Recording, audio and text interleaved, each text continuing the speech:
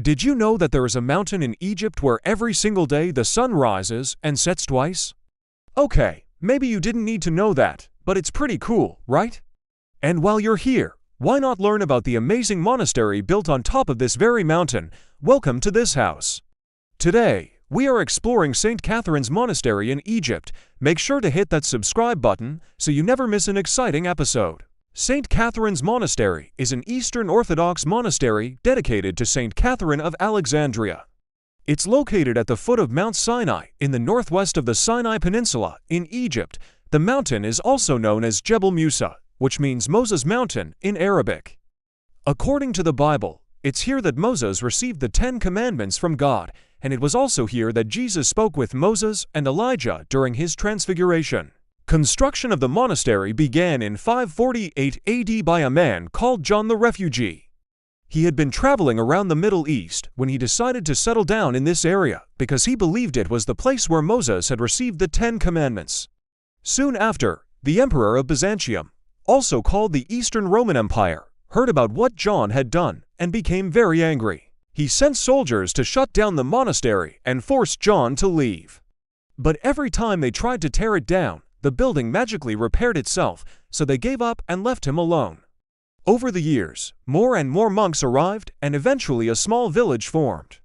In 649, a Muslim general named Amr ibn al-As conquered Egypt for the Islamic Caliphate and allowed the monks to stay on the mountain under certain conditions. One of these conditions was that, if any monk left the mountain for any reason, they would be forbidden from returning. This led to a gradual decline in the community because they were unable to accept new members. In the year 700, a severe drought struck the region and lasted for 7 years. The monks suffered greatly during this time because they were forced to eat only the fruit of the land, which was very bitter. During the drought, 2 monks from the monastery went down the mountain to get food. They weren't supposed to do this because it would break the rules and could get them killed. But they had no other choice because they were starving. When they returned to the mountain, they brought with them some wheat seeds, which they planted, and some animals which they raised. Soon they had enough food to survive, and when the rains finally came again, their fields grew bountiful crops.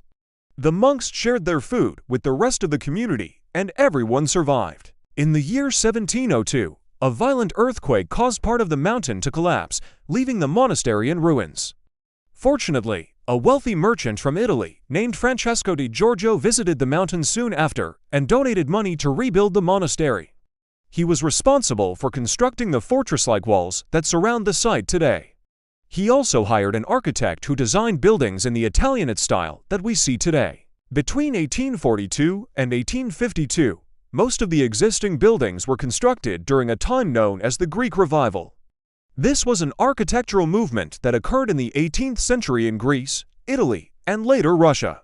It was inspired by ancient Greek architecture, especially from the period of Pericles in Athens. It's characterized by sober dignity and restraint and uses elements such as columns and pediments. As we drive through the gates and along the path, we will pass by many buildings, including the library, the guest house, and the dining hall.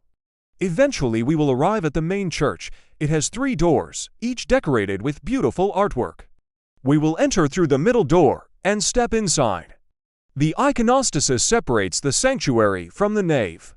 It acts as a barrier between the earthly realm and the heavenly realm. Behind the iconostasis is the altar table, also called the Holy Table or Holy Altar. It's placed over the tomb of St. Catherine and is the center of activity during religious services. Above the altar table is a beautiful icon of Catherine being crowned by Christ. To the right and left of the iconostasis are 2 altars. On the left is the altar of the Virgin Mary, and on the right is the altar of St. George. Along the back wall are icons depicting the Last Supper, the Crucifixion, and the Resurrection. To the left of the main church is the refectory, also known as the dining hall. Here we can see a mixture of styles from different eras. Along one wall are chairs and tables where the monks eat. Above them are icons and paintings from the 18th and 19th centuries.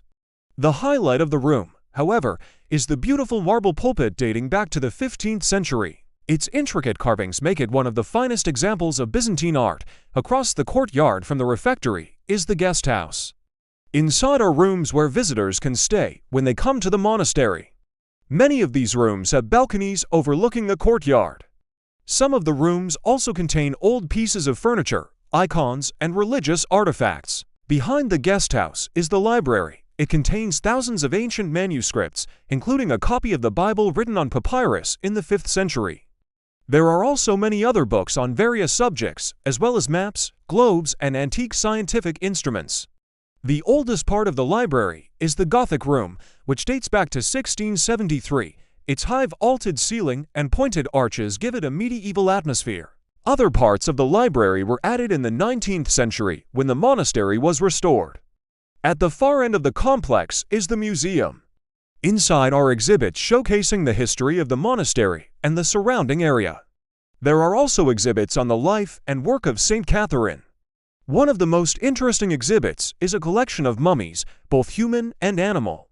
The mummies were found in the area and date back to ancient times. Outside the monastery walls are the ruins of an ancient city called Old Town. The city was inhabited by monks during the early days of the monastery. Today, only a few structures remain, but archaeologists hope to restore the site in the future. Around back is the kitchen. It's a large room with high ceilings and thick stone walls. In the center is a huge stove used for cooking meals for the monks. The kitchen is also used for baking bread, which is done in giant ovens. The ingredients for the meals are grown in the monastery's garden. The garden is full of vegetables, herbs, and fruit trees. The monks also keep bees in the garden and make their own honey. Most of the monks live in cells located above the bakery and near the church. Each cell is simple and austere, containing a bed, a desk, and a chair.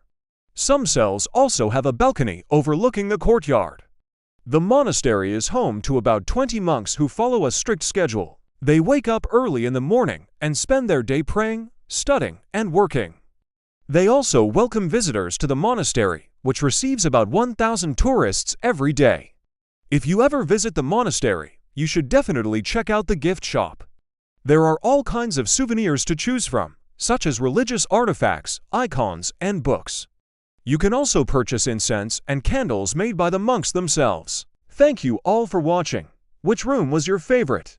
Let me know in the comments below, and while you're there, make sure to hit that subscribe button so you never miss an exciting episode.